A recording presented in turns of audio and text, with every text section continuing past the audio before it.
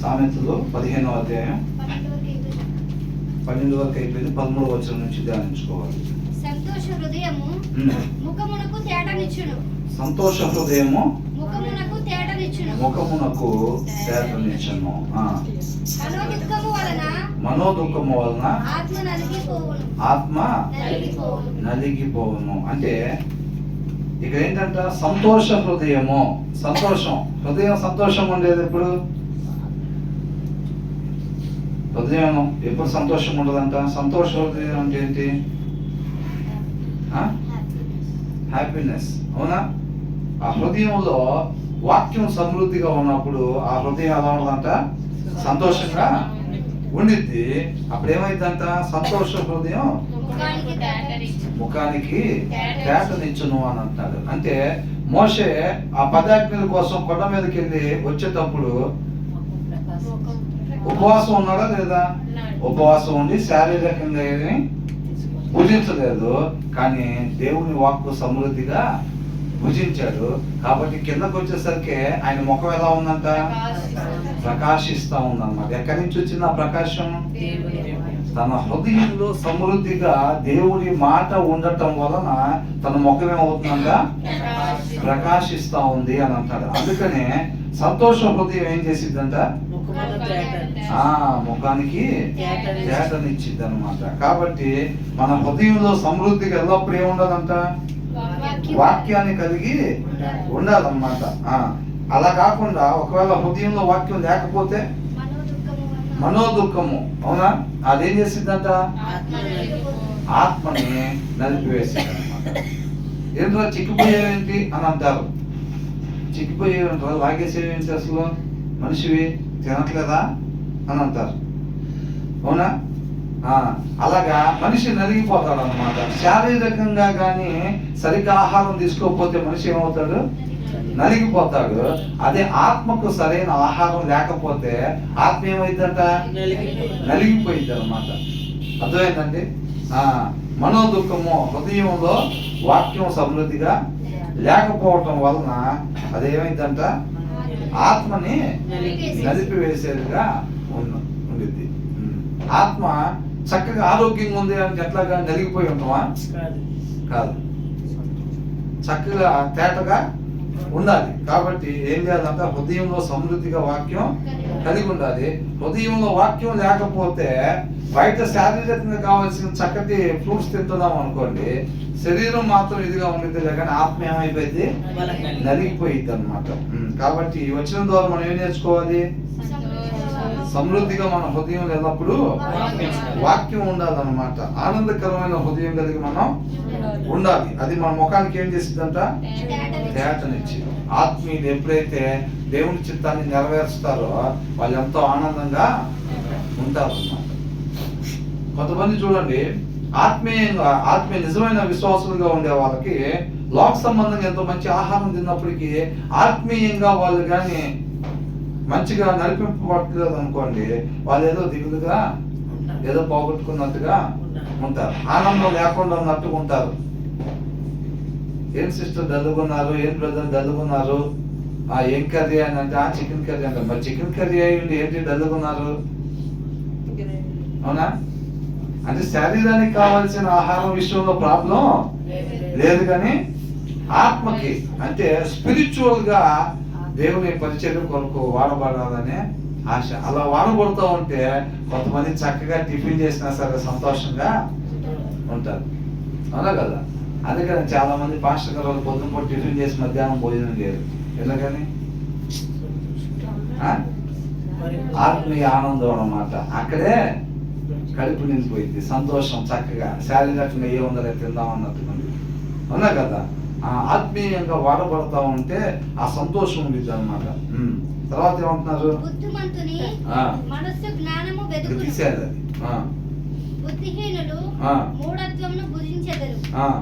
బుద్ధిమంతులు ఏం చేస్తారంట? The discerning heart seeks knowledge అంటున్నాడు. ద డిసర్నింగ్ అని అంటే వివేకము కలిగిన అని. వివేకం కలిగిన హృదయం అని అంటే జ్ఞానాన్ని వెతికిద్దంట. A wise person is hungry for knowledge అని అంటారు. ఏ వైస్ పర్సన్, జ్ఞానం కలిగిన మనిషి అని. జ్ఞానం కలిగిన మనిషి అంట ఇస్ హంగ్రీ ఫర్ నాలెడ్జ్. ఆ జ్ఞానం కొరకంట దప్పికొన్న వాళ్ళలాగా ఉంటారంట. ఆకలి వేసే వాళ్ళు ఉంటారు చూసారా, చాలా ఆకలిగా ఉంది నాకు అంటారు చూసారా, దాన్ని హంగ్రీ అని అంటారు. కాబట్టి ఈ జ్ఞానం కలిగిన వ్యక్తి ఏం చేస్తారంటే జ్ఞానం కొరకంట ఎనీ టైము ఆకలి కొన్న వాళ్ళలాగా ఉంటారన్నమాట. బాగా ఆకలిగా ఉంటే భోజనం కోసం ఎట్లయితే చూస్తూ ఉంటామో, ఎడారిలో నడుస్తూ ఉంటే నీళ్ళ కోసం ఎట్లయితే చూస్తూ ఉంటామో, ఆ వ్యక్తి దేనికోసం చూస్తాడు? జ్ఞానం కోసం చూస్తూ ఉంటాడు అనమాట. జ్ఞానం కావాలి, జ్ఞానం కావాలి. ఎందుకు? ఆ జ్ఞానం లేకపోతే దేవుని చిత్తం నెరవేర్చుగా ఉండాల్సిన రీతిగా మాత్రమే ఉండలేము అనమాట. కాబట్టి ఉండాల్సిన రీతిగా మాత్రమే ఉండాలంటే నాకు ఆ జ్ఞానం కావాలి. కాబట్టి అది ఏం చేస్తారంటే దేవుడి జ్ఞానం కావాలి, దేవుడి జ్ఞానం కావాలి. ఆ జ్ఞానం ఎంతుంటే అంతగా ఆయన నామాన్ని మహింపరిచేవారుగా మనం ఉంటాము అని చెప్పి ఎనీ టైం ఆకలి ఉన్న వాళ్ళలాగా ఉంటారు. ఎవరంతా? వివేకం కలిగిన హృదయం కలిగిన వాళ్ళు. అర్థమవుతుందండి? ఆ హృదయానికి వివేకం ఎక్కడి నుంచి వచ్చింది? అసలు వాక్యం చదవటం వలన ఏది చేయాలో ఏది చేయకూడదో తెలుసుకుని ఉండాల్సిన రీతిగా మాత్రమే ఉండాలని ఆలోచన కలిగిన హృదయం. అది జ్ఞానం కోసం నిత్యం ఎలా ఉంటుందంట? ఆకలి కొని ఉండిద్ది అనమాట. ఆకలితో ఉన్నట్టుగా కావాలి, భోజనం చేయాలి, భోజనం చేయాలి, నీళ్లు కావాలి, నీళ్లు కావాలి అన్నట్టుగా ఆ వివేకం కలిగిన హృదయం ఏం చేస్తూ ఉంటుందంట? జ్ఞానం కావాలి, జ్ఞానం కావాలి, దేవుడి జ్ఞానం కావాలని చెప్పి అది ఆకలి కొన్నట్టుగా ఉండిద్ది అనమాట. మన హృదయాలు ఎలా ఉన్నాయి? అంతగా తాతాలు ఆడుతున్నాయి ఆ జ్ఞానం కోసం. ఒకవేళ అలాగ తాతాలు ఆడకపోతే కనుక అవి సరి చేసుకోవాల్సింది ఉంది. అవునా కదా? మరి మనం వివేకం కలిగే ఉండాలి కదా. వివేకం కలిగి ఉంటేనే నిత్య జీవానికి వెళ్ళేది. మన హృదయం నిజంగా వివేకం కలిగి ఉంటే కనుక మన హృదయం కూడా జ్ఞానం కోసం ఆకలిగా ఉంటా ఉండిద్ది అనమాట. ఎప్పుడు కూడా కావాలని కోరుకుంటా ఉండిద్ది. మన హృదయం అలా కోరుకోవట్లేదు అని అంటే అది వివేకం కలిగి లేదు. అర్థమవుతుందండి? వాక్యం లేని హృదయం ఎలా ఉంటుందంటే వివేకం లేకుండా ఉంటుంది, అవివేక హృదయంగా ఉండిద్ది. అదే వివేకం కలిగి కానీ హృదయం ఉన్నట్టయితే అది నిత్యము దేవుడి జ్ఞానం కొరకంతా ఆకలిగా ఉన్నట్టుగా ఉండిద్ది. ఆ జ్ఞానం కోసం ఎదురు చూస్తూ ఉంటుంది అనమాట. అంటే వాక్యం చదవాలి, వాక్యం చదవాలి. చాలా మంది రాత్రి 10 అధ్యాయాలు చదువుతారు, ఒక మంచి జ్యూస్ సారాంశం వాళ్ళు తీసుకుంటారు. అయినా సరే దాని తర్వాత రోజు కానీ వాళ్ళకి మళ్ళా పని లేదనుకోండి, వాళ్ళు ఏమనుకుంటారంట మళ్ళా చదవాలి, మళ్ళీ ఇంకొక బుక్ చదవాలి. అర్థమవుతుందా? ఇంకొక బుక్ చదవాలి. ఆ జ్ఞానంతో నింపబడాలి. ఇంకా జ్ఞానవంతుడు మాట్లాడే మాట లోపల ఏదైతే జ్ఞానం కలిగి ఉంటారో ఆ మాటలే మాట్లాడతారో అది జీవవృక్షం లాగా పనిచేస్తుంది అనమాట. అర్థమవుతుందండి? కాబట్టి మన వాక్యం బాగా చదువుతూ ఉండాలి. చక్కగా చదువుతూ ఉంటే మనకి ఎంతో జ్ఞానాన్ని పొందుకుంటాం అనమాట. But the mouth of the fool అంటే అవివేకి. ఫస్ట్ ఎవరి గురించి చెప్పారు? వివేకం కలిగిన హృదయం అంటే జ్ఞానాన్ని వెతుకుతూ ఉంటుంది అంటే ఎనీ టైం. అర్థమవుతుందా? జ్ఞానాన్ని వెతుకుతూ ఉండిద్ది. ఇక్కడ ఏంటంటే mouth of a fool feeds on folly అని అంటున్నాడు. ఇది ఏం బుజ్జిచ్చిద్దంటే అదేం బుజ్జిచ్చిద్దంటే వివేకం కలిగిన హృదయం హంగ్రీ ఫర్ నాలెడ్జ్, జ్ఞానాన్ని బుజ్జించడం కోసం ఎప్పుడు తాతాలాడుతూ ఉండిద్ది అనమాట. ఆకలిగా ఉన్నట్టుగా ఉండిద్ది వివేకం కలిగిన హృదయం. వివేకం లేని హృదయం ఏం బుజ్జిచ్చిద్దంట? మూర్ఖత్వాన్ని బుజ్జిచ్చిద్ది అనమాట. అర్థమవుతుందండి? వాక్యం లేని హృదయం అవివేక హృదయం, వాక్యం కలిగి ఉన్న హృదయం వివేకము కలిగిన హృదయం. వివేకము కలిగిన హృదయము జ్ఞానాన్ని భుజించటానికి ఎనీ టైం ఆకలిగా ఉండిద్ది. అవునా? కానీ అవివేక హృదయం ఏం చేస్తుందంటే ఏం భుజించిందంట? అవివేక హృదయం అని అంటే హృదయంలో వాక్యం లేనిది ఏం భుజించిందని అంటే మూర్ఖత్వాన్ని. ట్రాష్ అన్నారు. ట్రాష్ అని అంటే ఏమీ లేనిది అని. అర్థమవుతుందండి? అంటే వెతకాల్సిన దాన్ని వెతకపోవటం కూడా పనికిరాని దాన్ని వెతికినట్టు అనమాట. ఇక్కడ అదే అంటున్నాడు, but the mouth of A pool అంటే అవివేకి ఏం భుజించటానికి చూస్తూ ఉంటాడంటే ఫీల్స్ అంటే తినటం, పోషిస్తూ ఉంటాడు తన హృదయం. ఎట్లాగా దేని పెట్టి? వాక్యముతో ఆ హృదయాన్ని భుజింపు చేయాలి. ఎప్పుడైనా ఆ జ్ఞానాన్ని భుజింపు చేయాలి.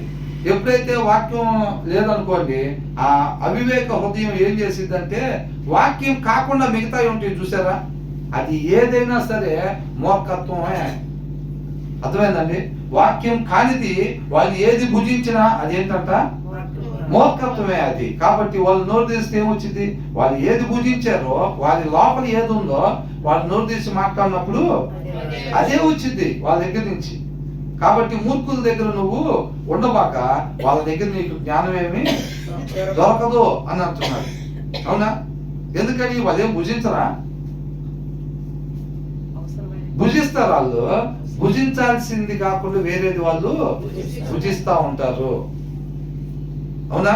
భుజించాల్సింది ఏంటంట? వాక్యం భుజించాలి. దాంట్లో జ్ఞానం ఉంటుంది అన్నమాట. వీళ్ళు దాన్ని తీసుకోరు. కాబట్టి ఫూల్ ఫీడ్స్ ఆన్ ఫూలీ అని అంటారు. మూర్ఖత్వాన్ని వాళ్ళు ఏం చేస్తారంట?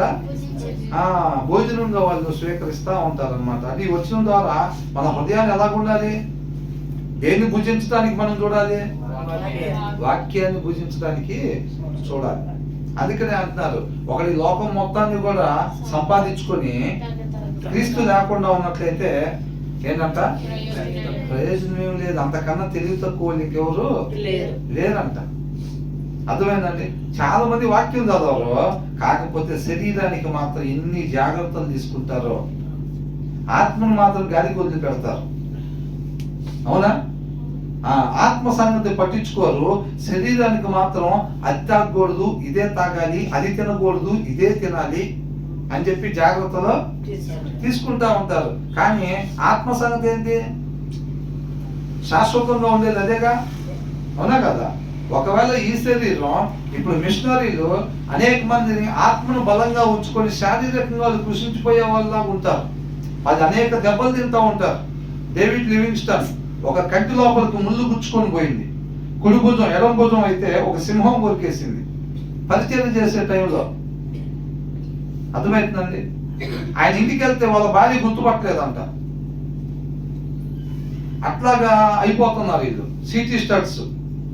అంత పెద్ద పెద్ద మిషనరీలు వాళ్ళు కోట్ల రూపాయల ఆస్తులు పేదవాళ్ళకి ఆశ్రమాలకి రాసేసి వాళ్ళు వెళ్ళి పరిచయం చేసిన వాళ్ళు ఉన్నారు. ఆ పరిచర్యకు కావాల్సిన డబ్బులు ఈ పిల్లలను చూసుకుంటా భార్య వేరే ఊర్లో ఉండి అక్కడి నుంచి టైలరింగ్ పనులు అవి చేసుకుంటా ఆ డబ్బులు పరిచర్యకు పంపిస్తా ఉన్నారు. అర్థమవుతుందా? వాళ్ళ భర్త వచ్చినప్పుడు అంట వాళ్ళ భార్య గుర్తుపట్టలేదంట. వచ్చి ఇంటి ముందు నుంచుంటే అంటే వాళ్ళ శరీరం ఎట్లయిపోయింది? ఇక్కడ కోట్లు సంపాదించినప్పుడు చక్కగా తెల్లగా, అవునా, ఎండలకి బాగా తిరగకుండా అలాగే ఉండేవాళ్ళు. ఎప్పుడైతే సత్యం ద్వారా పట్టబడ్డారో తర్వాత ఏంటి? ఎండ అనేది లేదు, వాన అనేది లేదు. ఎవరైతే అవసరతల్లో ఉన్నారో, ఎవరైతే ఆత్మ వాక్యం లేకుండా నశించిపోతా ఉన్నారో వాళ్ళ కోసం ముళ్ళు గుచ్చుకున్నా లేకపోతే మృగాలు దాడి చేస్తున్నా పట్టించుకోకుండా ఆ ఏరియా అట్లాంటి ఏరియాలు అనమాట. ఆఫ్రికాలో ఆ ఏరియాలో వాళ్ళు పరిచర్యలు చేసేవాళ్ళు. అర్థమవుతుందండి? అలా రేపు పునరుద్ధానంలో తిరిగి లేచిన తర్వాత వాళ్ళ శరీరాలు ఎలా లభిస్తాయి? చక్కటి దేహాల్లాగా మళ్ళీ లేపిస్తాయి. అవునా కదా? ఆత్మని జాగ్రత్తగా తెలియగల వాళ్ళు, వివేకం కలిగిన వాళ్ళు ఏం చేస్తారంటే ఆత్మని జాగ్రత్తగా చూసుకుంటా ఉంటారు అన్నమాట. అవునా కదా? కాబట్టి చాలా మంది ఏంటంటే క్రైస్తవులు అని చెప్పబడే వాళ్ళు కూడా ఆత్మకు పెద్ద ప్రాధాన్యత ఇవ్వరు, కానీ శరీరానికి మాత్రం చక్కగా తల ఎంటుకలు ఊడిపోకుండా ఉండడానికి ఏం రాసుకోవాలి, మొహం తేటగా కనపడడానికి ఎనీ టైం ఏం పూసుకోవాలి, ఏ కలర్ డ్రెస్ వేసుకుంటే నేను అట్రాక్టివ్గా కనపడతాను, ఎలా నడిస్తే యూత్లా కనపడతాను, వీటికి ఎక్కువ ప్రాధాన్యత. ఆత్మ సంగతే ఆత్మ బలహీనంగా ఉందన్నమాట. అవునా? అలా ఉండకూడదు. మన హృదయాలు ఎలా ఉండాలంట? వివేకము కలిగిన హృదయాల్లాగుండి జ్ఞానం కోసం ఎప్పుడు తహతహలాడుతూ ఉండాలి. జ్ఞానాన్ని సంపాదించుకోవడానికి తహతహలాడుతూ ఉండాలి. ఆ జ్ఞానం ఎక్కడ ఉంటుంది? వాక్యంలో ఉండింది. కాబట్టి అక్కడ వాక్యం చెప్పబడతా ఉంది అని అంటే పరిశుద్ధాత్మ దేవుడు అది సత్యం, వాళ్ళు సత్యమే చెబుతారని మనం ప్రేరేపించినప్పుడు ఖచ్చితంగా మనం అక్కడికి వెళ్ళిపోతూ ఉంటారు. వీళ్ళు ఇంకొక దగ్గరికి వెళ్తూ ఉంటారు. ఒకవేళ ఎక్కడికి లేకపోతే కనుక వీళ్ళే చక్కగా కూర్చొని ఇంటి దగ్గర బైబిల్ చదువుకుంటూ ఉంటారు అన్నమాట వాళ్ళు. అవునా కదా? జ్ఞానాన్ని సంపాదించుకుంటూ ఉంటారు. జ్ఞానవంతుడంట ఇంకా జ్ఞానం వచ్చినప్పుడు దానికి యాడ్ చేసుకుంటూ వెళ్తూ ఉంటాడంట. జ్ఞానవంతుడు మనకు తెలుసుగా, ఆల్రెడీ మన దగ్గర కొంత జ్ఞానం ఉందిగా అని అనుకోడంట. అర్థమవుతుందండి. తెలిసినా సరే చాలా మంది చూడండి, ఎంతో బాగా వాక్యం తెలిసినప్పటికీ కూడా వాళ్ళు వచ్చి కామ్గా కూర్చొని వినేవాళ్ళుగా ఉంటారు. ఎక్కువ మంది, చాలా మంది వచ్చి వింటా ఉంటారు అనమాట వాళ్ళు. తర్వాత ఏమంటున్నారు? బాధపడువాని దినములన్నీయు శ్రమకరములు. All the days of the oppressed are wretched అని అన్నారు. All the days of the oppressed. Oppressed అంటే అనధికారంగా, అన్యాయంగా అధికారాన్ని ఉపయోగించటం అని. ఆ రోజున అవ్వ చేసిన పని ఏంటి? సృష్టికర్త మాట సృష్టి వినాలి. వినకుండా ఏం చేసింది? ఏం అధికారం ప్రకారం ఏమో ముందుకి వెళ్ళిపోయింది. ఆయన అధికారాన్ని తోసిపుచ్చేసి ఏం అధికారాన్ని ఉపయోగించుకొని పాపం చేసిన పరిస్థితి. అప్రెస్డ్ అని అంటే అన్యాయంగా అధికారాన్ని ఉపయోగించటం అని అంటే, దేవుడు మనకి ఎలా ఉండమని చెప్తున్నాడు? వాక్య ప్రకారంగా ప్రతి మనిషి ఉండాలి అని మన సృష్టికర్త చెప్తున్నాడు. వీళ్ళు ఏం చేస్తారంటే అన్యాయంగా అధికారాన్ని ఉపయోగించటం అని అంటే వాక్య ప్రకారం ఉండకుండా వేరొక విధంగా ఉండటము అని. అర్థమవుతుందండి. వాక్యాన్ని అనుసరించిన వాళ్ళు ఉంటారు చూసారండి, వాళ్ళంతా వాళ్ళ దినాలు మొత్తం కూడా నీచమైన దినాలుగా ఉంటాయి అని అంటున్నారు అన్నమాట. అప్రెస్డ్ అని అంటే వాళ్ళ దినాలు మొత్తం కూడా నీచమైన దినాలుగా, దౌర్భాగ్య దినాలుగా ఉంటాయి. ఎందుకని? వాళ్ళు ఉండాల్సిన రీతిగా వాళ్ళు ఉండట్లేదు. ప్రతి ఒక్కరికి ఒక విధానం ఏంటంట? తండ్రి మాట ప్రకారంగానే ఉండాలంతే. ఇక వేరే మార్గంలో వెళ్ళటానికి వీల్లేదు. అలా వెళ్ళినట్లయితే కనుక ఏమైంది? మరణానికి ఆ మార్గం తండ్రి దగ్గరికే తీసుకెళ్ళిద్దా? తండ్రి దగ్గరికి తీసుకెళ్ళదు. తండ్రి నుంచి దూరంగా తీసుకెళ్ళిపోయింది అన్నమాట. రెండు మార్గాలు. ఒకటి, వెళ్ళాల్సిన మార్గంలో వెళ్తే తండ్రి దగ్గరికి వెళ్తాం, జీవాన్ని పొందుకొని నిత్యం ఆయనతో పాటు ఉంటాం. ఆయన వద్దన్న దారిలో పోతే తండ్రి దగ్గర నుంచి దూరంగా రెండో వైపు ఏముంటది? మరణం ఉంటుంది. అవునా? మరలా మరణానికి దగ్గరికి వెళ్ళిపోతా ఉంటారు అన్నమాట. అర్థం. వాక్యాన్ని అనుసరించకపోతే ఈ ఒక్క మాటేగా అబద్ధవాడితే ఏమైంది అని అంటే తండ్రి దగ్గర నుంచి ఒక అడుగు అవతలకి వేసినట్టే, దూరం చేసినట్టే. అవునా? వాక్యంలో వద్దు అన్న పని ఏదైతే మనం చేస్తున్నామో ఇదొకటేగా చాలా మంది 100 చేసేవాళ్ళు ఉంటారు. మనలో మొత్తం ఎత్తినా ఒక 20 దొరుకుతాయి. ఏంటంట? మొత్తం ఎత్తినా ఒక 20 దొరుకుతాయేమో. కానీ ఆయన ఆ బ్రదర్లో 100 ఉంటాయి, ఈ సిస్టర్లో 150 ఉంటాయి, మనలో మహా అయితే ఒక 20-25 ఉంటాయి. ఒక్కొక్కటి వద్దు అన్న చేసే ప్రతిసారి మనం తండ్రికి దూరంగా అడుగులు వేస్తున్నట్టే. అవునా కదా? ఆయన వద్దన్న పని చేసినప్పుడు ఎంత దూరం అయిపోయాం? తండ్రికి ఎంత దూరం అయిపోయాం? కుమారుడు దిగి రావాల్సి వచ్చింది మనం చేసిన పనికి. అవునా కదా? ఆ పొరపాటు, ఆ తప్పు మళ్ళా జరగకుండా ఈసారి మనం పూర్తిగా ఉపేక్షించుకొని, ఆ దినాన అవ్వ తనకంటూ ఇష్టం అనేది లేకుండా పూర్తిగా ఉపేక్షించుకొని ఉంటే జరిగేది కాదు. తను ఉపేక్షించుకోకుండా సృష్టికర్తతో సహవాసం చేస్తున్నారు వాళ్ళు. అవునా కదా? దేవుడు ఏం చేస్తున్నాడు? ఆదాముతో పాటు ఆ తోటలో, ఏదైనా తోటలో ఉంటున్నాడు. వీళ్ళు దేవుడితో పాటు ఎలా నడుస్తున్నారంటే వాళ్ళు ఉపేక్షించుకోకుండా నడుస్తున్నారు. వాళ్ళకంటూ సొంత అభిప్రాయాలు పెట్టుకున్నారు. అవునా కదా? ఈ దినాన్ని కూడా చాలా మంది అలాగే నడిచి పడిపోతూ ఉంటున్నారు అనమాట. వీళ్ళని వీళ్ళు పూర్తిగా ఉపేక్షించుకోకుండా వీళ్ళకని కొన్ని ఇష్టాలు పెట్టుకుంటా దేవుని వెంబడిస్తాం, వచ్చి పాటలు పాడటం, ప్రార్థన చేయటం, చర్చిలకి వెళ్ళటం. అవునా? వీళ్ళు ఆల్రెడీ సజీవంగానే ఉంటారు. అంటే వీళ్ళు చనిపోయిన వారుగా ఉండరు. బాప్తిసం తీసుకోవడం అంటే ఏంటి? మన పాత స్వభావాన్ని మరణానికి గురి చేయాలి. వీళ్ళు అలా చేయకుండా దాన్ని అలాగే ఉంచుకొని యేసయ్యను వెంబడిస్తూ ఉంటారు. అందుకని ఇబ్బంది జరుగుతూ ఉండిద్ది. అవునా? తను ఉపేక్షించుకొని ఎవరైతే తన శిలువను ఎత్తుకొని అంతా వెంబడించాలంటున్నారు. మనం ఉపేక్షించుకోకుండా వెంబడించిన ఉపయోగం ఏమి ఉండదు. మనం నశించిపోయేవారుగానే ఉంటాం అన్నమాట. కాబట్టి పూర్తిగా ఆయనకే మన జీవితం మీద అధికారాన్ని అప్పగించాలి. But the cheerful heart has a continual feast అని అంటున్నాడు. చీర్ఫుల్ హార్ట్ అంటే సంతోషకరమైన హృదయము. సంతోషంగా ఎప్పుడు ఉంటుందంటే హృదయం దాంట్లో ఎప్పుడైతే సమృద్ధిగా వాక్యం ఉండిద్దో దానికంట ఎల్లప్పుడూ సంతోషమే. కంటిన్యూ అంటే ఇక నిత్యం కూడా ఏంటంట ఫీస్ట్. ఫీస్ట్ అంటే ఏంటి? ఫీస్ట్ అంటే ఏంటి? ఎల్లప్పుడూ సంతోషమే. అవునా? ఎల్లప్పుడు కూడా సంతోషమే. ఈ మొదటగా ఒకరి గురించి చెప్పారు, ఉండకూడని రీతిగా ఎవరైతే ఉంటారో వాళ్ళ దినాలు మొత్తం కూడా నీచమైన దినాలుగా ఉంటాయంట. కానీ హృదయంలో సమృద్ధిగా వాక్యం కలిగిన వాళ్ళు ఎవరైతే ఉంటారో వాళ్ళ దినాలు మొత్తం కూడా ఎలా ఉంటాయంట? సంతోషకరంగా వాళ్ళ దినాలు ఉంటాయి అన్నమాట. ఎల్లప్పుడూ వీళ్ళకేమో సంతోషము, హృదయంలో ఎవరికైతే వాక్యం ఉంటుందో వాళ్ళ దినాలు మొత్తం కూడా సంతోష దినాలుగా ఉంటాయి. ఎవరైతే ఉండకూడని రీతిగా ఉంటున్నారో వాళ్ళ దినాలు మొత్తం కూడా నీచమైన దినాలుగా ఉంటాయి. అవునా కదా? హృదయంలో వాక్యం లేదనుకోండి, ఆటోమేటిక్గా మోసకరమైంది నడిపిస్తూ ఉంటుంది. దాని ప్రకారంగానే వెళ్ళిపోతూ ఉంటాం. వాళ్ళు ఎక్కడికి వెళ్ళినా మాట్లాడకూడని మాటలు మాట్లాడతారు, ఎక్కడికి పోయినా చూడకూడని రీతిగా చూస్తూ ఉంటారు, ఎక్కడికి పోయినా ప్రవర్తించాల్సిన రీతి వాళ్ళు ప్రవర్తించరు. అవన్నీ కూడా బుక్లో రాస్తూ ఉంటారు. అవన్నీ కూడా బుక్లో రాస్తూ ఉంటారు అన్నమాట. కాబట్టి హృదయంలో వాక్యం లేకుండా కానీ మనం ఉన్నట్లయితే అది మన నష్టానికే దారి తీసిద్ది అన్నమాట. తర్వాత ఏమంటున్నారు? ఏంటంట ఈ మాట అది ఏమన్నా పాట గుర్తొచ్చిందా? నెమ్మది లేకుండా విస్తారమైన ధనముండుట కంటే ఉందా పాట?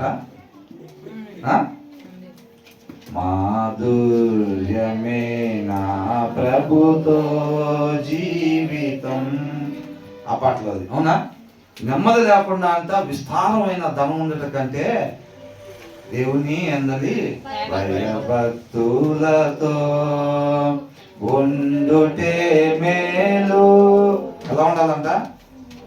దేవుని యందు భయభక్తులతో ఉండటమే మేలు. విస్తారమైన గందరగోళానికి గురి చేసి మనల్ని నాశనానికి తీసుకెళ్లే విస్తారమైన డబ్బు మన దగ్గర ఉండేదానికన్నా మనకేంటంట ఆయన ఎందుకు భయభక్తులు కలిగి ఉండి కొద్దిగా ఉన్నట్టుమే మేలంట. మనం ఏం చేస్తూ ఉంటాం? Hallelujah, praise God brother, praise God sister. శుక్రవారం వస్తారుగా, ఆదివారం వస్తారుగా, అప్పుడు దాకా ఏం చేస్తావు? డబ్బు సంపాదించాలి. Running sister. మిగతా టైం అంతా రన్నింగ్ రేస్లో ఉంటాను నేను. ఏ రన్నింగ్ రేసు? డబ్బులు సంపాదించే రన్నింగ్ రేస్. మిగతా దినం మొత్తం. అవునా కదా? అది అడిగితే ఏం చెప్తాం? నెమ్మది లేకుండా విస్తారమైన చెప్తాం. అడిగితే మాత్రం నెమ్మది లేకుండా విస్తారమైన ధనం ఉండట కంటే దేవుని యందు భయభక్తులు కలిగి కొద్దిగా ఉండితే మేలు అంటాం.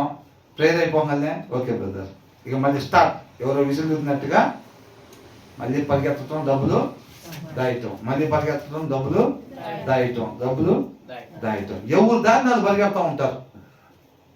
అవునా? నేను చూస్తే అటు పరిగెడతా ఉంటాను, మీరు చూస్తే ఇటు పరిగెడతా ఉంటారు. ఎవరు ఇటు పరిగెత్తినా ఎక్కడికి బ్రదర్ అట్టు వెళ్తున్నారు అంటే అల్టిమేట్గా ఏముంటుందంటే డబ్బుల కోసం బ్రదర్ అటు పరిగెడుతున్నారు. ఈ సిస్టర్ అక్కడికి ఇటు పరిగెడుతున్నారు అని అంటే డబ్బుల కోసం. అవునా? డబ్బుల కోసం ఇల్లు అటు పరిగెడతా ఉన్నారు, ఒకళ్ళు అటు పరిగెడతా ఉన్నారు అన్నమాట. అట్లా. కానీ అడిగితే ఏం చెప్తాం? ధనం ఉండట కంటే నెమ్మది లేకుండా విస్తారమైన ధనం ఉండేదానికంటే ఏంటంట యెహోవా యందు భయభక్తులు కలిగి ఉంటాం మేలంటాం. కానీ దొరికితే మాత్రం కమ్మకి వెనక జోబులో కొన్ని, ముందు జోబులో కొన్ని, మీ జోబులో ఏమన్నా ఏం లేకపోతే కట్ట జోబులో పెట్టండి. అవునా? దొరికితే మాత్రం సంపాదించమే. అది ఆదివారం కానీ ఆదివారం సర్వీస్ లేదని చెప్పారంటే ఏమంటే ఫోన్ చేసి ఆదివారం కూడా వస్తామండి, ఎంత ఇస్తారు? ఆదివారం కూడా వస్తాం పనికి, ఎంత ఇస్తారని అడుగుతాం. అవునా కదా? అది చాలా మంది ఏంటంటే వాక్యం, మన క్రైస్తవులు కదా వాక్యం చదువుకోవాలి, లేదా ఎవరు చెప్పినప్పుడు కూడా వింటూ ఉండాలి. కానీ దాని ప్రకారం ఉండాలంటే మన వల్ల అవుదనుకుంటూ ఉంటారు చాలా మంది. అర్థమవుతుందండి? వాక్యాన్ని అనుసరించే వాళ్ళే నీతిమంతులంట. రేపు ఆయనతో పాటు ఉండేది వాళ్ళే. కాబట్టి దీన్ని బట్టి మనకి ఏమర్థం అవుతుంది? డబ్బు సంపాదించుకోవటం తప్పేం కాదు, డబ్బు అంటాం తప్పేం కాదు, దాని మీద వ్యామోహం అంటాం తప్పు అంట. అట్లా చెప్తారు అది ఏమన్నంటే. అవునా? ఎంతమంది అవసరతలో ఉన్నారు, మన దగ్గర ఉన్న డబ్బు మొత్తం వీళ్ళ దగ్గరికి. అపోస్తుల దినాల్లో వాళ్ళ దగ్గరికి ఎప్పుడైతే సత్యం వచ్చిందో, పేతురు లేచి వాక్యం చెప్పిన తర్వాత వాళ్ళందరూ బాప్టిజం తీసుకున్న తర్వాత వాళ్ళ దగ్గరికి ఎప్పుడైతే సత్యం వచ్చిందో ఇమీడియట్ వాళ్ళ దగ్గర ఉన్న ఆస్తులన్నీ తీసుకొచ్చి అపోస్తుల పాదాల దగ్గర పెట్టారు. మనం ఏం చేస్తాం? పేపర్ తీసుకొచ్చి ఎవరెవరికి ఎంత ఆస్తులు ఉన్నాయి తీసుకురాను అంటే, బ్రదర్ 3 స్థలాలు, ఒక కారు, బంగారం, ఇల్లు, ఇంకో దానికోసం పరిగెడుతున్నాను బ్రదర్, రేపు మాకు అయిపోవచ్చు అది కూడా. మనకెందుకు అట్లా హృదయాలు? 3 కోట్లు 4 కోట్లు సంపాదించిన తర్వాత సత్యం తెలుసుకుంటాం, ఇక 4 కోట్లు జాగ్రత్తగా దాచిపెట్టుకొని మంచిగా ఉందామని చూస్తూ ఉంటాం. పొట్టి జాకాయ దగ్గరికి దేవుడు వచ్చినప్పుడు ఏమన్నాడు? నీ ఇంట్లో నీతో పాటు కలిసి భోజనం చేస్తాను అన్నాడు. ఎప్పుడైతే ఆయనతో పాటు కలిసి భోజనం చేస్తే నేను నీ ఇంటికి రక్షణ వచ్చి ఉందంటే ఏమన్నాడు? అప్పటి నుంచి కనపడిన వాళ్ళందరూ ప్రైజ్ కార్డు చెప్పుకుంటా అప్పుడు దాకా లంచాలు తీసుకుని మొత్తం దాచుకుని వచ్చాడు. అట్లాగే మొత్తం తీసుకెళ్ళింది మనం. అంతకుముందు ఎక్కడెక్కడి నుంచి అన్యాయంగా తెచ్చామో, సత్యం మన దగ్గరికి రాకముందు ఎక్కడెక్కడైతే అన్యాయంగా తెచ్చామో సత్యం అది తీసి పక్కన పెట్టాము, అది తీసి పక్కన పెట్టదు. అంతకుముందు ఎక్కడెక్కడైతే మనం అన్యాయంగా సంపాదించామో సత్యం మన దగ్గరికి వచ్చిన తర్వాత తీసుకెళ్ళి అన్యాయంగా తెచ్చిన దగ్గరికి తీసుకెళ్ళి ఇస్తున్నామా? ఏమో ఆ 4 కోట్లు అట్టాగే దాచుకుంటాం మనం. అక్కడి నుంచి నీతికి బతకటానికి చూస్తాం. అవి అట్లాగే ఉండాలి. అవి ఎలా వచ్చినాయి మన దగ్గరికి తెలిసినా, అన్యాయంగా వచ్చినాయి అని తెలిసినా అవి తీసుకెళ్ళి అక్కడ ఏమో. ఈ రోజుల్లో మారు మనసు అట్లా ఉంది. ఆ దినాల్లో మారు మనసు ఎలా ఉందంట? ఆయన ఎక్కడెక్కడైతే అన్యాయంగా తెచ్చాడు దానికి ముందు వాటన్నిటిని కూడా తీసుకుని వెళ్ళి ఇచ్చేసాడు, 2 ఇచ్చేసాడు. అవునా కదా? మరి వాళ్ళ దగ్గర తీసుకొచ్చాడు, ఈయన మళ్ళీ వడ్డీలకి ఇస్తున్నాడు. అవన్నీ ఏమైనా పెరిగినాయి కాబట్టి వాళ్ళందరికీ ఏం చేశాడు? 2 ఇచ్చేసాడు. మనం ఏదైనా నమ్మి తీసుకొచ్చి ఇవ్వాలంటే, అబ్బాయికి బాగలేదమ్మా ఆపరేషన్ చేయాలంటే ఏదైనా అమ్ముతాం ఇంట్లో. అవునా కదా? ఏదైనా అమ్ముతాం. పరిచయంలోకి అవసరం ఏంటంటే ప్రార్థన వాటికి చేస్తాం. అదే పిల్లలకు బాగోకపోతే ప్రార్థన చేసి కామకుండా వచ్చుగా. మరి ఏదో ఒకటి తీసుకెళ్ళి అమ్మి పిల్లల్ని బాగు చేసుకోవటానికి చూస్తాం. ప్రార్థన కూడా చేస్తారు, కానీ అప్పుడు క్రియ కూడా ఉండిద్ది. మనం పాట పాడాము చక్కగా. ఏం పాట? క్రియలున్న ప్రేమ నీది. అవునా? ఆయన ఎలాంటి ప్రేమ అంట? క్రియలున్న ప్రేమ. మనది ఎలా ఉంటుంది? చూపేసే చూపులాగా ఉంటుంది. చర్చిలో ఉన్నాను సార్, హావభావాలన్నీ ఎలా ఉంటాయి? అంత మృదువుగా, మృదత్వంగా, అంత శాఖాహారులాగా ఉన్నారే అన్నట్టుగా ఉండిద్ది ఇక్కడ ఉన్నంతసేపు. తర్వాత కళ్ళు మెరిసిపోతా ఉంటాయి ఎవరి కాళ్ళకి బయటకు పోయామని. అవునా కదా? కాబట్టి మార్పు వస్తే అది మన క్రియల్లో కనపడాలన్నమాట. అది అంటున్నాడు, నెమ్మది లేకుండా విస్తారంగా, better a little with the fear of lord. దేవుని యందు భయభక్తులు కలిగి ఉంటే ఖచ్చితంగా మన దగ్గర కొద్దిగా ఉండిద్ది అంతే. ఆయన ఆస్వాదించాడండి, అందుకనే మెర్సిడెస్ బెంజ్ చేసుకొచ్చాం.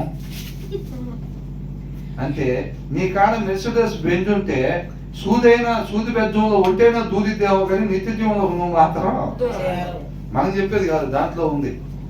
అవునా? దాన్ని చేయడం పెట్టుకుంటారు వాళ్ళు. ఏం చేస్తారు? ఆ ఫోకస్ మీద పడకుండా చేయడం పెట్టుకుంటారు. చేయడం పెడితే ఆగిపోయిద్దా? అది అవునా కదా? దేవుడు ఆస్వాదించాడండి, అందుకని ఈ రెండులో డెవలప్ అయ్యాం మేము. వాళ్ళని ఆస్వాదించలేదు ఇంటి ముందు వాళ్ళు, అందుకే పాకలోనే ఉన్నారు. స్థలం లేకుండా వస్తే ఒక ముస్లాం ఇచ్చింది నాకు ఫస్ట్, ఒక అరసెంట్ ఇచ్చింది. ఒక చీర చుట్టి దాని చుట్టూ పైన కొద్దిగా తడికలు అడ్డం పెట్టుకొని చర్చి స్టార్ట్ చేశాను. ఇవాళ దేవుడు ఆశీర్వదించాడు, బెంజికారు కొన్నాం. ఏంటంట? ఆ ముందాము సరిగ్గా విశ్వాసం లేకపోయేసరికి ఆమె అట్టగే ఉండిపోయింది. అరసెంట్ ఫ్రీగా తీసుకున్న తర్వాత నేను చూడు ఎంత పెద్ద మందిరం కట్టాను, ఎట్లా కారులో తిరుగుతున్నాను. అవునా? ఆ ముసలామ కూడా గురి మారిపోయి ఉంటే ఆమె కూడా ఒక కారు కొనేది. ఆమె గురి మారిపోలేదు కాబట్టి ఆమె వచ్చినట్టుగా ఏం చేస్తుంది?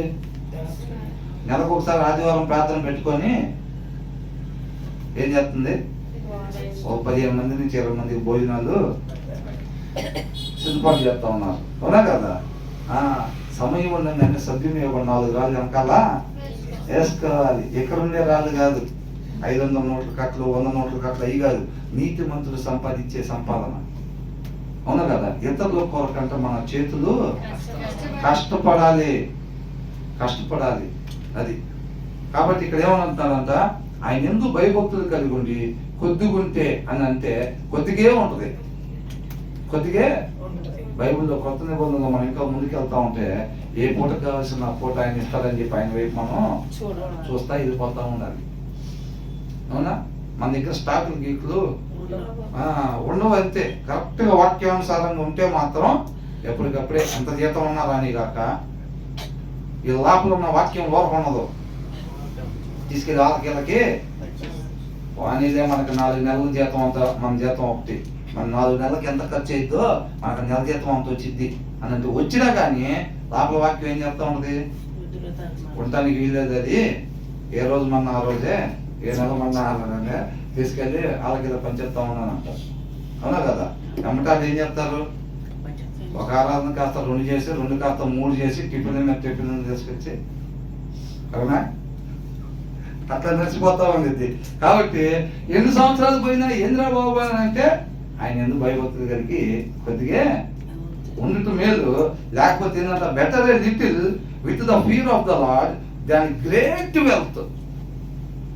విస్తారమైన ధనం పెట్టుకొని విత్ టర్మ్ ఆయిల్ అని అంటున్నాడు, నాశనాన్ని తీసుకొచ్చిందంట మనకు. అది అర్థమవుతుందండి? డబ్బు మన దగ్గర కానీ కూడుకుంది అని అంటే అదే మన నాశనానికి తీసుకెళ్ళిద్ది అని అంటున్నాడు. అర్థమవుతుందండి? విస్తారంగా డబ్బు ఉండదు. ఆయన ఎందుకు భయభక్తులు కలిగి ఉంటే ధనము దేవుడు 2 ఒక దగ్గర ఉంటాయంట, ఉండవు అని స్పష్టంగా చెప్పిన తర్వాత కూడా నేను దేవుడు భక్తుడినే, ఉన్నాయండి నాకు ఆ డబ్బులు ఉన్నాయి, నా దాని మీద వ్యామోహం ఏం లేదు, అయినా నా దగ్గర పోగుబడి ఉంది అది అని చెబుతారు. చూడండి, పోగుబడింది అట్లాగా వ్యామోహం లేకుండా. నువ్వు కట్టి పెట్టకుండా నీ కాడ ఎట్లా పోగుబడింది? అది నువ్వు అది బయటకు పోకుండా జాగ్రత్తగా కట్టు పెడుతున్నావు. అది ఎవరికి అవసరంలో ఉందో ఆ దగ్గరకు పోకుండా నీ హృదయంలో వాక్యం లేకుండా పెట్టుకుంటున్నావు జాగ్రత్తగా. వాక్యం ఉంటే ఏం చేసింది? ఆ కట్టలు డబ్బంతా తీసుకెళ్ళి ఎవరికి అవసరమో వాళ్ళ దగ్గరికి పంపిస్తా ఉంది. చక్కగా వాక్యం లేకుండా పెట్టుకుంటున్నావు, ఆ డబ్బు నీ కాడ కుప్పలు తయారైపోతుంది. అవునా కదా? కాబట్టి విస్తారంగా డబ్బు అనేది మనకు రాదు. మనం అదే చేయాల్సింది. ఆత్మీయంగా ఒక అబ్రహాం లాగా, ఒక దావీదు లాగా, ఒక మోషే లాగా వాడబడాలంటాము. ఇటు పక్కకు చూస్తేనేమో వాళ్ళకిలాగా 3 స్టేర్లు వేయాల. ఇటు చూస్తే అబ్రహాం లాగా ఇటు కూడా ఎరగదీయాలి, అటు కూడా ఎరగదీయాలంటాం. అట్లా కుదరదు అంటున్నాడు. ఇటు ఏసై చూస్తేనే ఏసై మొత్తం కావాలి నాకు అంటాం, అటు చూస్తే డబ్బులు అంటే అది కూడా కావాలంట. అదే మరి ఆ 2 ఒకసారి కుదరదు అని చెప్తున్నారు. అది చదువుకుంటాం అంతే. మనం చేసే పని మాత్రం 3 రోజులు ఏమో ప్రార్థన, 3 రోజులు డబ్బు వెనకాల పోరాటం. అట్లాగే అయిపోయిద్దాం. కాబట్టి ఎప్పుడైనా అవసరతల కొరకు మన దేవుడి దగ్గరికి రావడంలో తప్పే లేదు, కానీ మన కోరికలు అవసరాన్ని మించి దానికోసం ఎప్పుడైతే ఆశపడతామో అది ఖచ్చితంగా మనం నాశనం చేసేది. అర్థమవుతుందా? కాబట్టి ఆయన చిత్తానుసారం హృదయంలో వాక్యం ఉన్న ప్రతి దానికి అదే సమాధానం. హృదయంలో వాక్యం ఉన్నప్పుడు ఏంటంటే ఏది పడితే అది అడగం, ఏది పడితే అది ఆశించాం. మన చుట్టూ ఎలాగన్నా ఉండని కాక మనం ఆయన చిత్తానుసారమైందే అడుగుతాం అన్నమాట మనం. అవునా?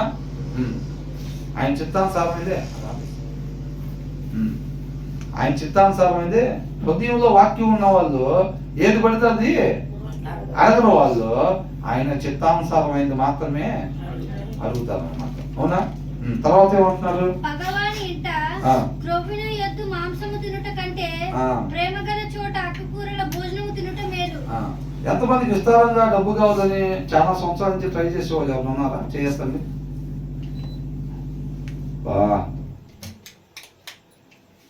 నేను ఒక్కనే అనుకుంటా. ఎవరైనా ఉన్నారా? విస్తారంగా డబ్బు కావాలని ఎన్నో సంవత్సరాల నుంచి ప్రయత్నం చేస్తున్నామని ఎవరు లేరా? ఫస్ట్ పుట్టిన కాడి నుంచే మేము దేవుడైన భయభక్తులు కలిగి కొద్దిగుంటే సాలని మా తాపత్రయం కూడా అదేనండి. అసలు మన తాపత్రయం కూడా అదేనా? విస్తారంగా డబ్బు గురించి జడ్సన్ ఏం లేదా? అటు పోవాలి ఇటు పోవాలి విదేశాలు వెళ్ళాలి అర్జెంటుగా అంటున్నావుగా. అర్జెంట్ విదేశాలు దేవుని భయభక్తులు కలిగి కొద్దిగుండే వాళ్ళు విదేశాల్లో ఏం పని మామూలుగా మళ్ళా మాట. అవునా? అర్జెంటుగా వెళ్ళిపోవాలి, కుదిరితే మధ్యాహ్నానికి వెళ్ళాలి, అదే సాయంత్రానికి వెళ్ళాలి, ఆస్ట్రేలియా పోవాలి, యూకే పోవాలి, అమెరికా పోవాలి, కుదిరితే అన్నీ దేనికోసం? కొద్దిగా ఉండటం కోసమా? మనం స్టార్ట్ చేసామని అంటే చాలు, మిగతాది కంప్లీట్ చేస్తారు.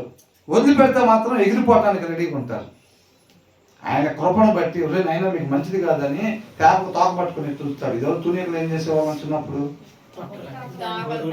అది ఎగురుతానికి గట్టిగా ప్రయత్నం చేస్తాం. మనం ఏం చేస్తాం? తునీకం పట్టుకుని వచ్చాం. ఆయన కృపామయుడు కాబట్టి మీకు మంచిది కాదు అని చెప్పి ఆయన అంకాలు ఇటు పట్టుకుంటున్నాడులే, కానీ రెక్కలోపటం మాత్రం ఆపం మనం. ఒక్కసారి వద్దు ప్రభు వాళ్ళకలాగా ఒక్క రౌండ్ వేసి రావాలి ప్రభు. ఆ కారులో తిరిగితే, ఆ డాబా మంది అయితే, ఆ కోటు మనం వేస్తే, అవునా, ఒక్క రౌండ్ ఆ హోటల్లో పుట్టి మనం తింటే అసలు ఒక్కసారి వద్దు ప్రభు. ఎప్పటికప్పుడు అదే పని. వద్దురా మీకు మంచిది కాదని అంటే రెక్కలు ఊపుతానే ఉంటాం. ఎవరిని చూసినా అదే. ఎన్నిసార్లు చెప్పానంటే ఎవరికాడు ఆ దారిని బట్టి నేను పరిగెడతా ఉంటాను, ఈ దారిని మీరు పరిగెడతా ఉంటారు. వదిలిపెడతారు సార్ ఎవరికాడు రెక్కలు ఊపే పని. ఎగిరిపోవాలి, స్థానం సంపాదించాలి అని చెప్పి ఆశ. ఆయన కృపామయుడు కాబట్టి, అవునా, మనం నాశనం చేసే దానికి వెళ్ళి మనం పోకుండా, మనం ఎన్నిసార్లు అడుగుతున్నా తాపత్రయపడి పరిగెడదామని చెప్పి ప్రయత్నం చేసినా సరే ఆయన మనం పోనీయకుండా మనల్ని అట్టు పెడుతున్నాడు. ఎన్నో సంవత్సరాల నుంచి జరుగుతుంది పోరాటం. నా దగ్గర అయితే జరుగుతుంది, మరి మీ దగ్గర నాకు తెలియదు. కానీ తర్వాత ఏంటంట, కాబట్టి ప్రభు మనసు తెలుసుకో. ఏం తెలుసుకోవాలంట? ఏం చేయాలి? వాక్యాన్ని చదువుకో అని అంటున్నాడు. ఆయన మనసు తెలుసుకో అని అంటున్నాడు. టైం దొరికితే రెక్కలోపటం కాదు, ఏమంటే విస్తారంగా డబ్బు సంపాదించడానికి కాదు. ఒకసారి వదిలిపెట్టి తిడిపోతామో తెలియదు. పొద్దుగూకులు అట్లా అంటారు. ఎన్నిసార్లు చెప్పినా వింటలేదు కదా అని ఒక్కసారి అట్లా వదిలిపెట్టాడు అనుకో, వెళ్ళిపోతాం అడ్రస్ లేకుండా పోతాం మనం అయితే. అది కాబట్టి ఆయన మనసు ఎదిగి నడుచుకోవాలి. ధ్యాస ఆయన మీద, సృష్టికర్త మాట మీద. ఆయన మనసు ఏంటి, ఆయన ఏం కోరుకుంటున్నాడు, ఆయన ఇష్టమైంది. పొద్దుగూకులు మన ఇష్టమైంది, ఏ రంగు అయితే బాగుండిద్ది అట్లా ఇది కాదు. ఆయనకి ఏదైతే ఇష్టం, ఎలా ఉంటే ఇష్టం, ధ్యాస మొత్తం అక్కడ ఉండాలన్నమాట. తర్వాత వచ్చిన ఏంటంట,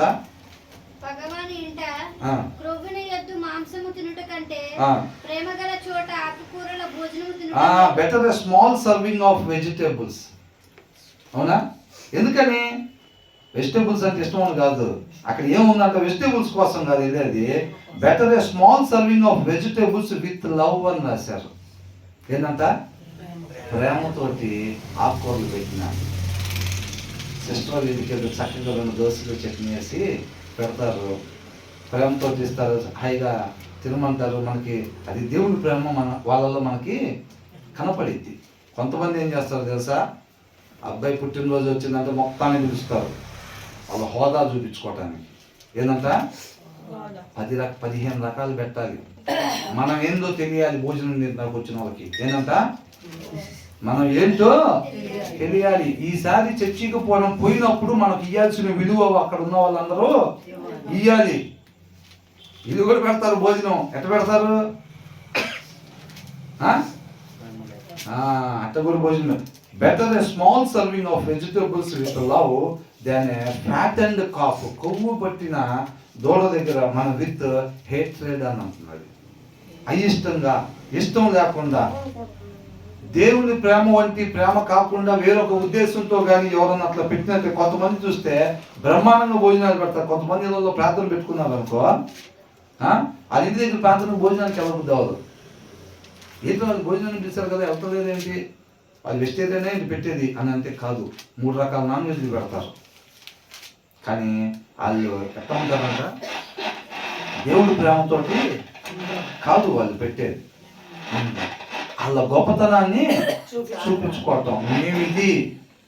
మేము ఇలా చేయగలుగుతాం, మేము మా కాడ ఎంత ఉంది, అర్థమైందా, మా దగ్గర ఎంత ఉంది. అల్లంటప్ప వాళ్ళు అనుకుంటున్నారా, నీలంటి వాళ్ళని అనుకుంటున్నారా, మా దగ్గర కూడా ఏం లేదనుకుంటున్నారా, మా దగ్గర ఎంత ఉంది అని చూపించుకోవటం కోసం. అక్కడ దేవుడి ప్రేమ కనపడదు.